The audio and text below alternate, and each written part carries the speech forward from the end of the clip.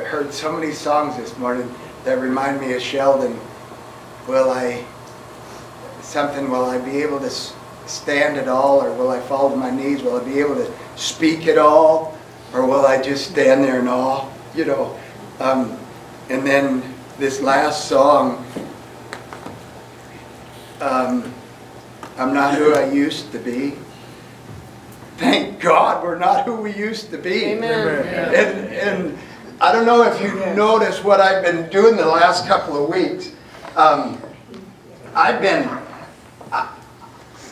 preparing for this time of leaving.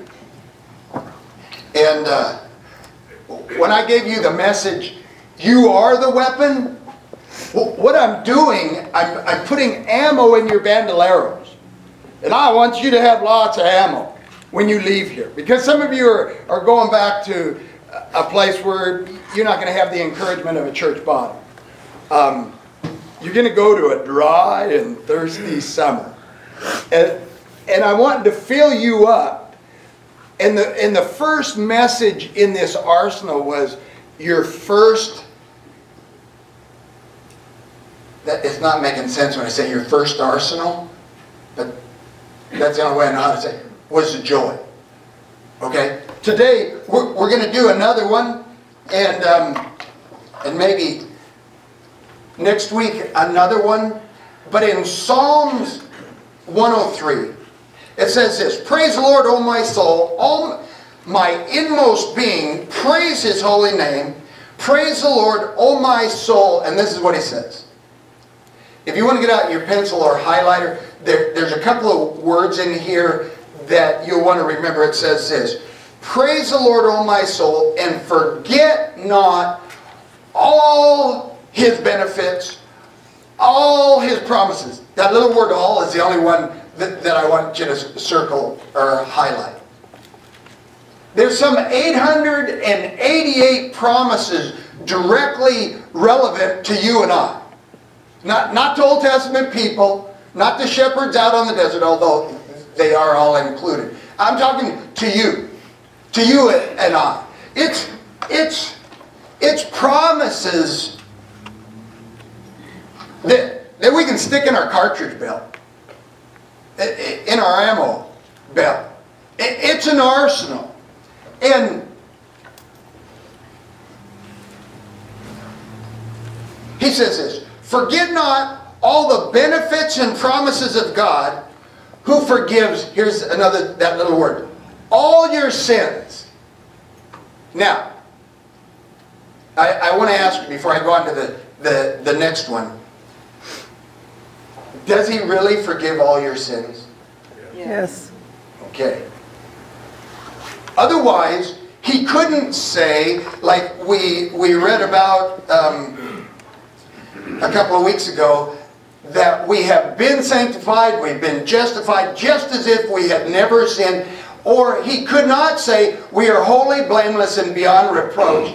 Or He could not say we are washed, spotless, and without wrinkle. Could He? If He didn't forgive all of them, and don't you have a problem with that because you don't feel holy, blameless, beyond reproach? And so you wonder, well, is it really true? But He says, not forgetting all the promises, all the benefits, who forgives all our sins and heals all our diseases. Well, wait a minute. Okay, I believe the forgiving all my sins part, because I really got to if I'm going to go to heaven, if I'm going to escape hell. But, what? Your microphone's not working. Well, it's on. Now it's it on. is. Now it's Whoa, working. now it's way working. You just got to hit it once in a while. Okay. Okay. So I'm just going to leave you with that. Okay. You might even go home with that one, because I read it, you heard it. Paul says later, he says, I read it, I believed it, and I passed it on to you. Now whether you believe it or not is going to be up to you. But he says right after that, who redeemed your life from the pit and crowned you with love and compassion, who satisfies your desires with good things, so that your youth is renewed. Now, all of us are in here are at an age where we need our youth renewed. I think there's not a person in here who does not want their youth renewed. So it's one of them promises. Okay, God, I'll claim that one. I'll reach up and grab that one, and I'll hang on to that one with both hands. But I don't know about this one about healing all my diseases. I'll just leave that one over to the side. I'll hang on to the one. I want to be renewed like the eagles. The guy that was here last week, he would have liked that one. That went right along with him and his eagle feather. All sin doesn't mean almost all sins. It means all. And I have to take God's word for just what it says. It's not almost, it's all. When my oldest son was 12, we had a group of men that would come from Dallas. They were firefighters and EMT and rescue workers, and they would see death.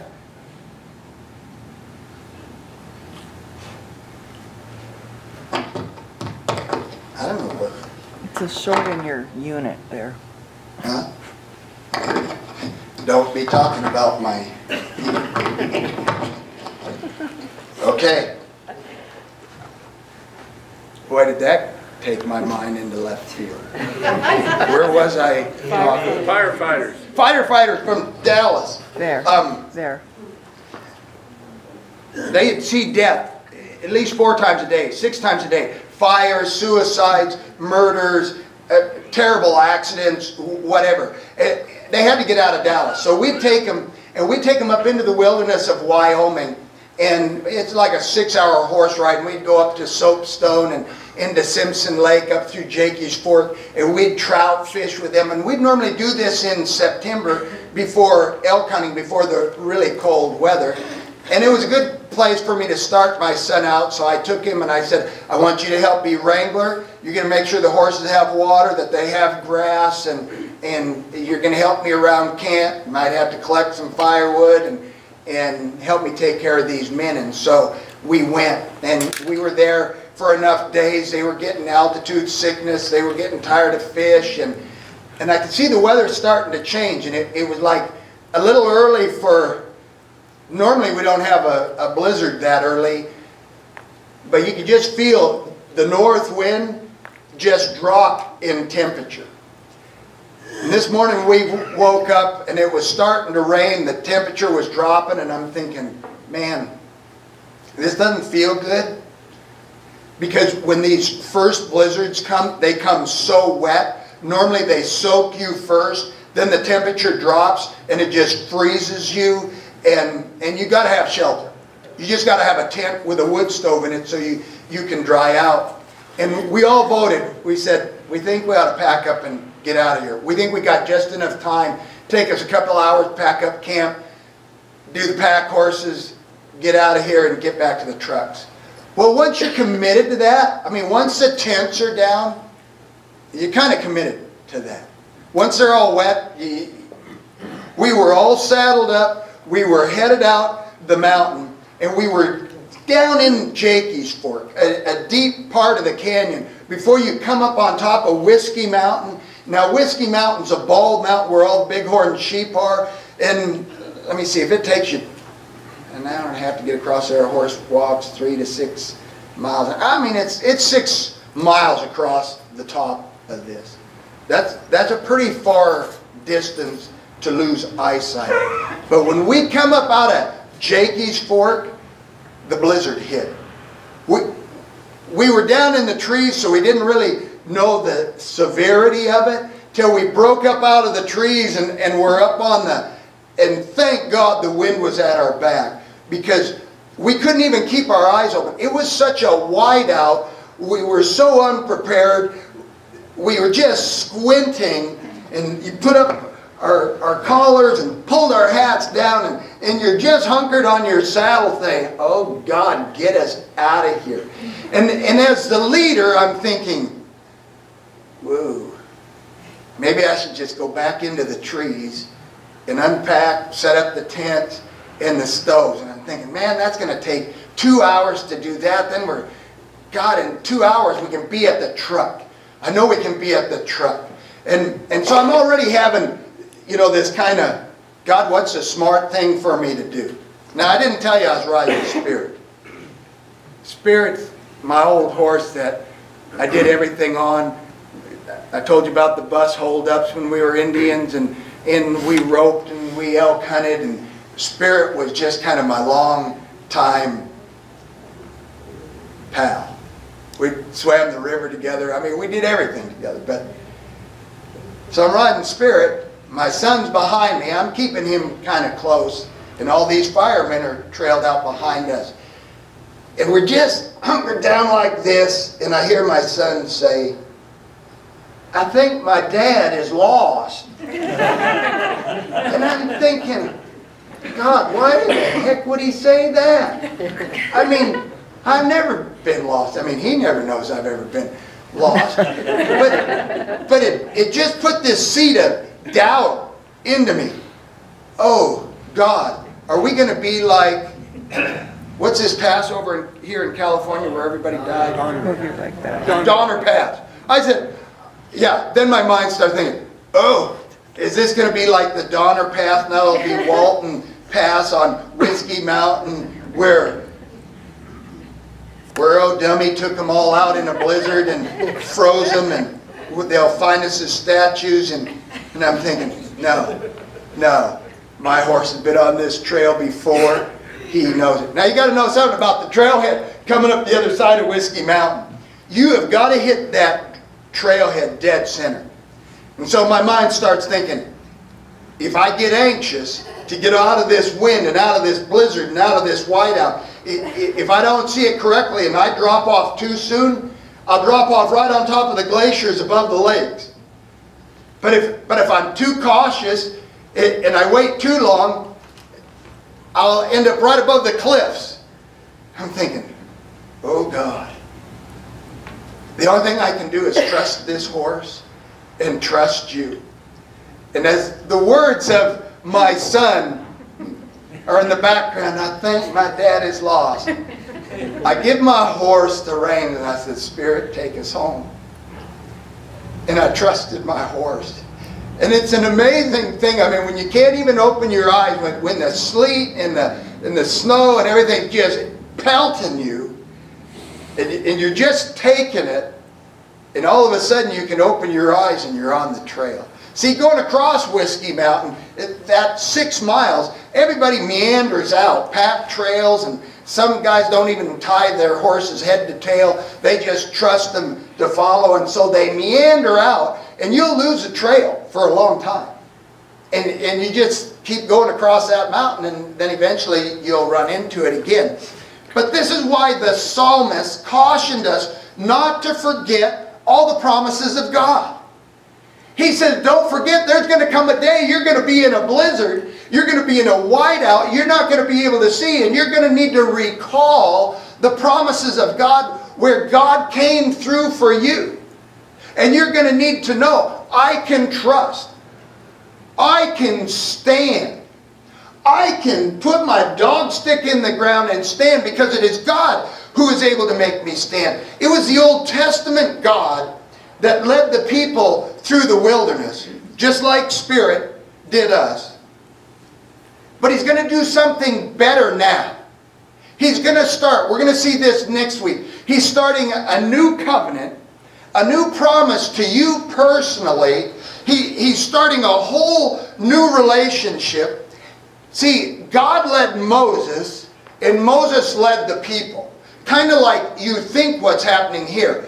God leads me, and I'm supposed to be leading you, but no, that's not how it is. God is going to personally, yes, lead me, and He's going to personally lead you. You're going to have your own personal contract, covenant with the living God. in 2 Peter 3,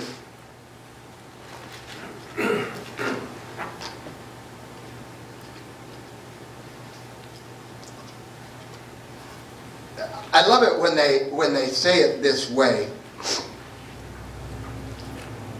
But do not forget this one thing.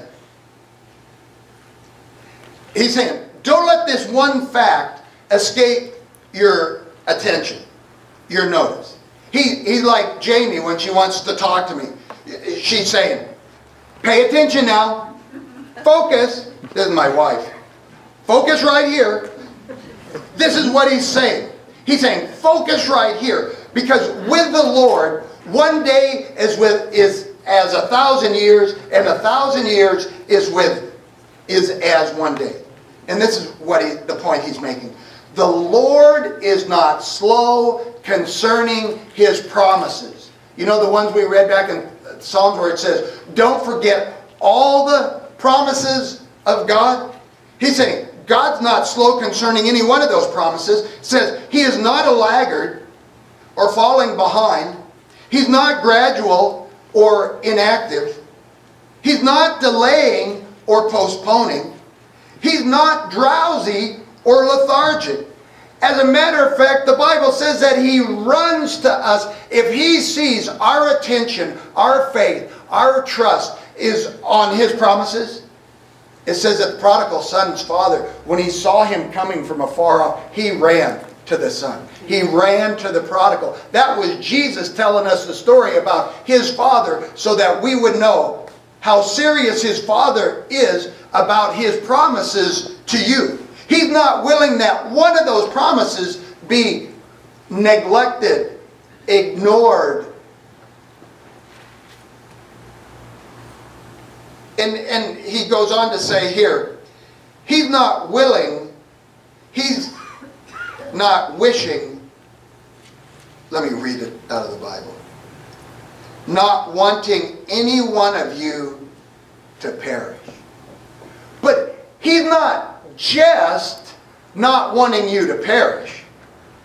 It says, but for everyone to come to repentance.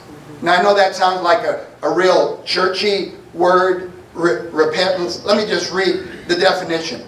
To feel regret over an inactive lifestyle. To feel regret over an inactive belief, so to change one's mind. Oh my God, my only purpose up here is to change your mind towards God. My only purpose up here is to try to convince you in the God I believe in. Because he's proven himself to me far more times than Spirit has. But I know you get the Spirit story. If he warns us not to forget, and that's what he did first. He's warning us, don't forget all my promises to you. And then he assures us he's not forgetting. Well, you might forget, but I'm not. I'm going to be relentless in my promises to you. Just as Spirit methodically plodded along in the snow and the wind and the adversity, when visibility was low and doubt was way high, you and I can trust in God. God's plodding along right with us. If you only, and this is what I love about his Spirit. We can't see it, but we can see the wind when it blows the trees. We don't know where it comes from or where it's going to, but we know he's there. You feel the Spirit in your heart. I know you do. You can't come here and not feel that. Amen. But the verse I really want to read to you today is in 2 Corinthians. 2 Corinthians chapter 1, verse 20.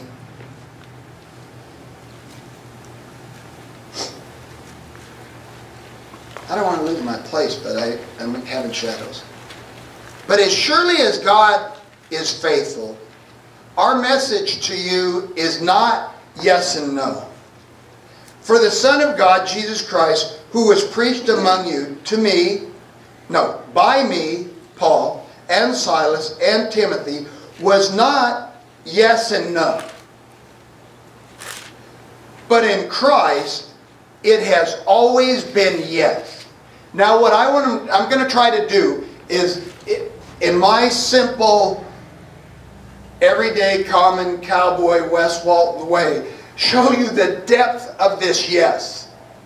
When God says yes, this is an amazing thing. For no matter how many promises God has made, they are yes in Christ. They are not sometimes yes and sometimes no. They are not sometimes maybe.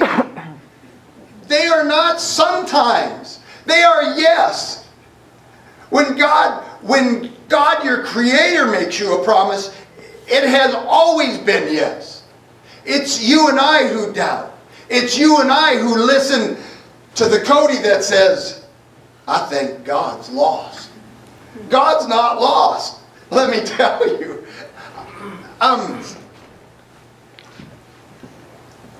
You know, I used to call these the if and then promises, because in the Old Testament it was like, well, God would say, if you obey me, then I'll bless you. If you believe in me, then I'll heal you. No.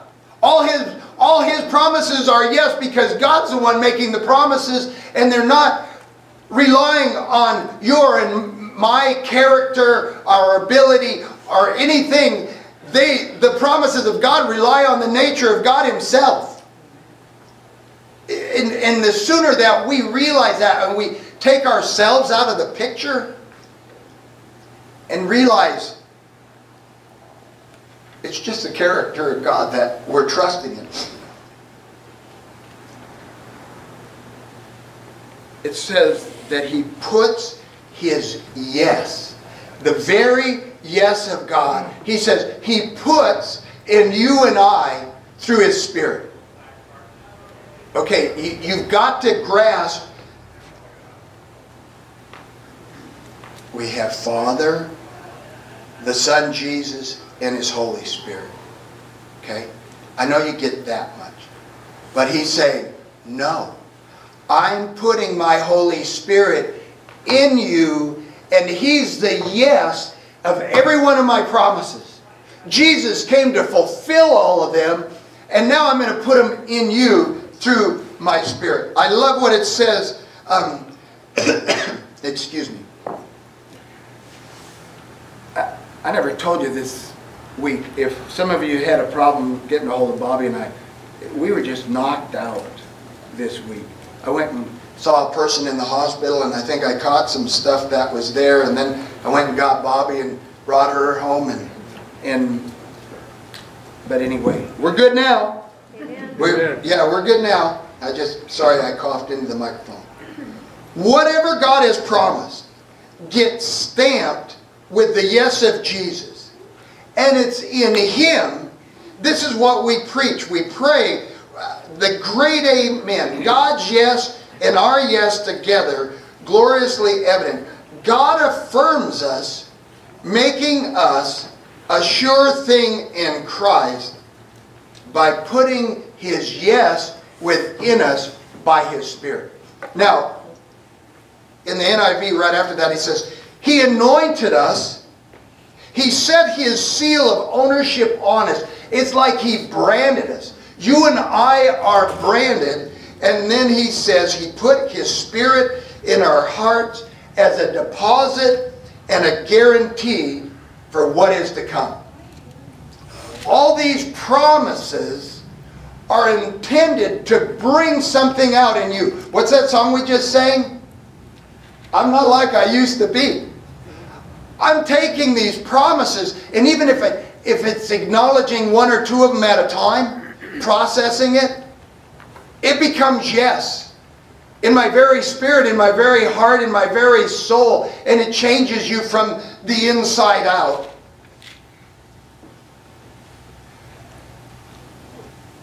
And then he says, the amen to these promises are spoken by you and I. I'll talk about that in a minute. In the Message Bible it says, whatever God has promised gets stamped with a yes of Jesus. I read that. By His Spirit, He has stamped us with His eternal pledge, this new covenant, a sure beginning of what He has promised, and He's destined to complete. Now, when I was starting over Whiskey Mountain, with the doubt of my son's word and the force of the blizzard in our face, I didn't feel destined to make it to the trailhead. I was operating in a faith in my horse. I was operating in a trust in my horse, but I didn't know I was destined to make it. But God's promising you, you are destined, because I'm the one who's going to complete the good work I started in you. You can believe it. You can take it to the bank. He said it's a guarantee. Let me assure you of one thing. Spirit wanted off that mountain as bad as we did.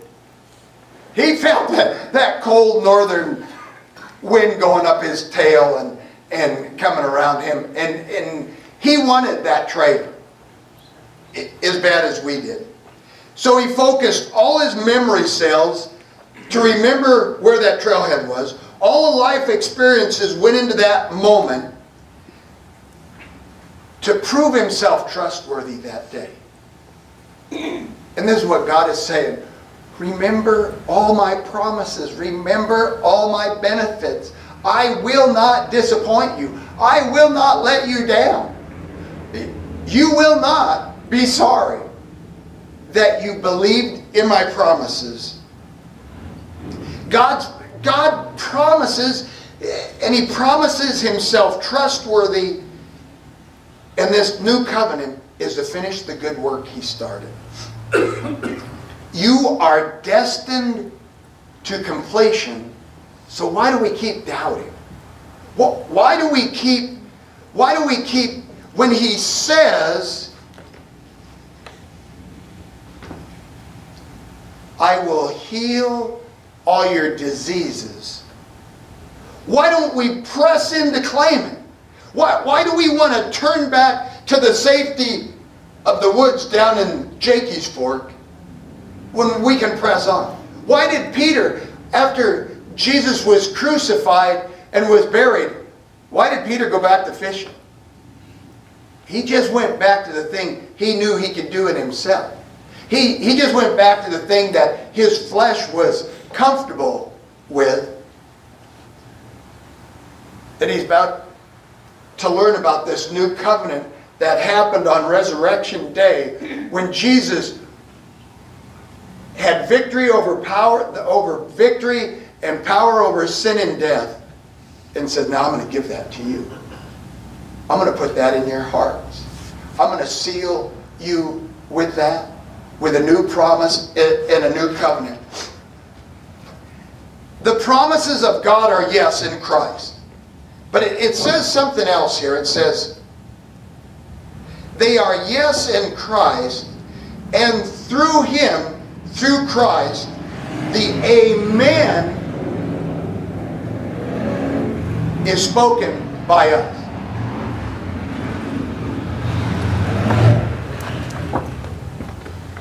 I was going to ask the dude to do that for me, but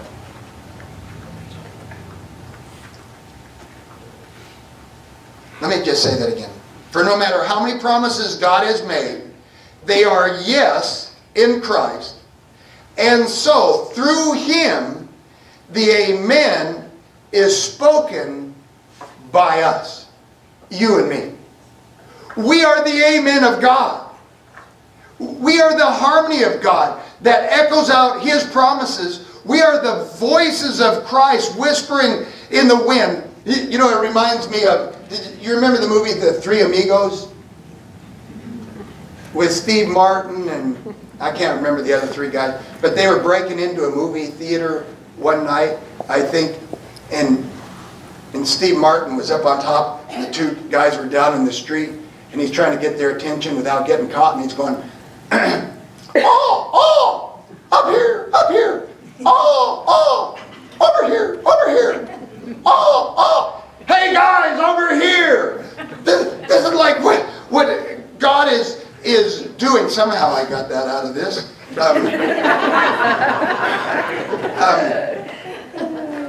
Wow. I know some of you that the Australian notebook stretches you out of your comfort zone.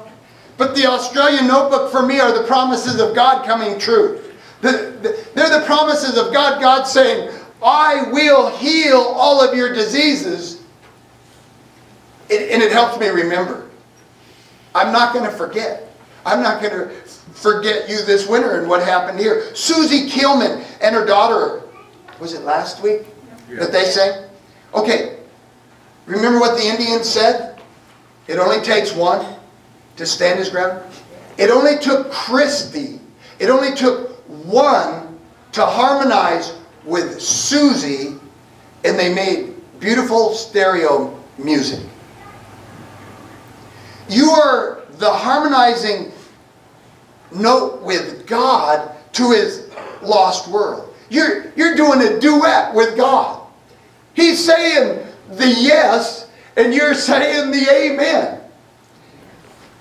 You complete the message with your amen. You finish the orchestra. Your life is the amen. Your trust is the amen. Your belief is the amen. And certainly your action is the amen.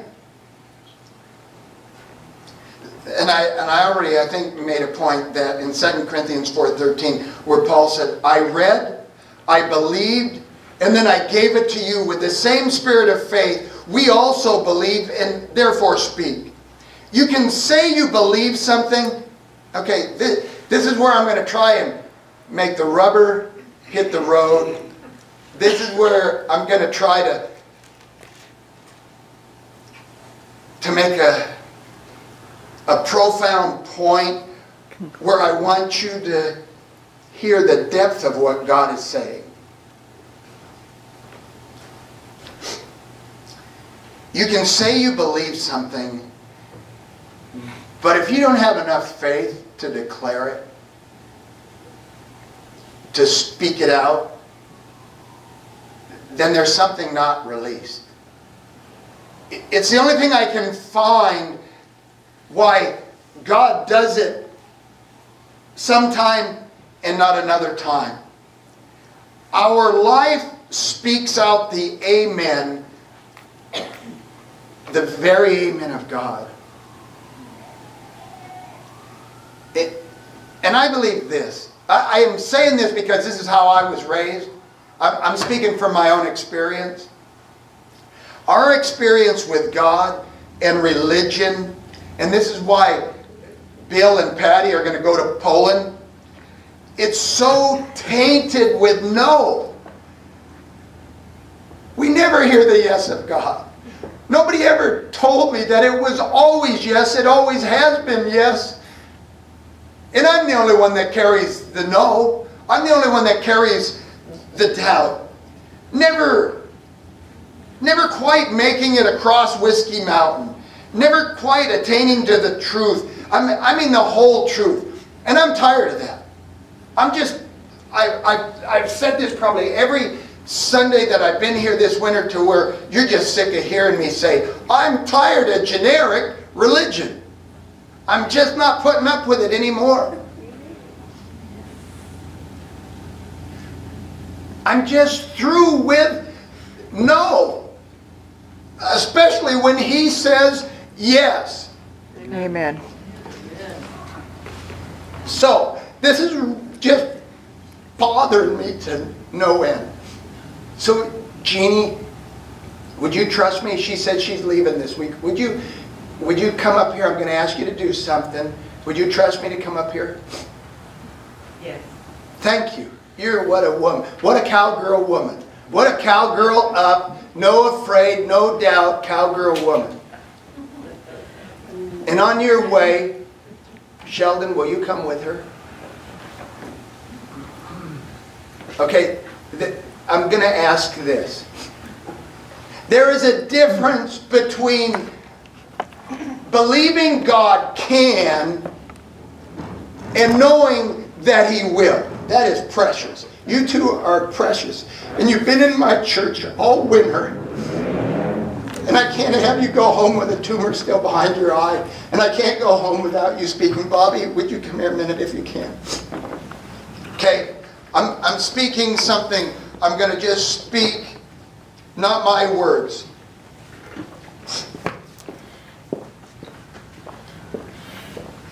Praise the Lord, oh my soul. God, I'm thanking you. I'm thanking you out loud. I'm declaring my gratitude and my thanks to you for what you will do. Because you told me not to forget all your promises, all your benefits. And I believe that you heal all our diseases. That you say you are the yes and the amen to all of your promises. So we're standing on this one promise, that you heal all our diseases. And me and Jeannie and Sheldon are going to be the amen to your promises. I'm asking that you dissolve the tumor behind Jeannie's eye. That you, and I say dissolve it, heal it, take it away. It's not meant to be there. And you promise us to heal all of our diseases. And so we're claiming it. We're saying it in the belief that you are the yes. That you'll give Sheldon his tongue back, his voice back, his larynx back, his throat. Whatever is hindering him and keeping him from talking. God, be yes in Sheldon. Show us that you are the yes, because you tell us we have not because we ask not. I'm asking. I'm not going to quit asking. I don't care. I'm not embarrassed to ask. In the name of Jesus. Believe me. You all know me. You know the mistakes I make, the blunders, the stammering, stuttering, tripping. No, you just know me. I am not a healer. I'm not an evangelist. I'm bald. I felt naked all of a sudden. I'm sorry. I am so Amen. human I stink.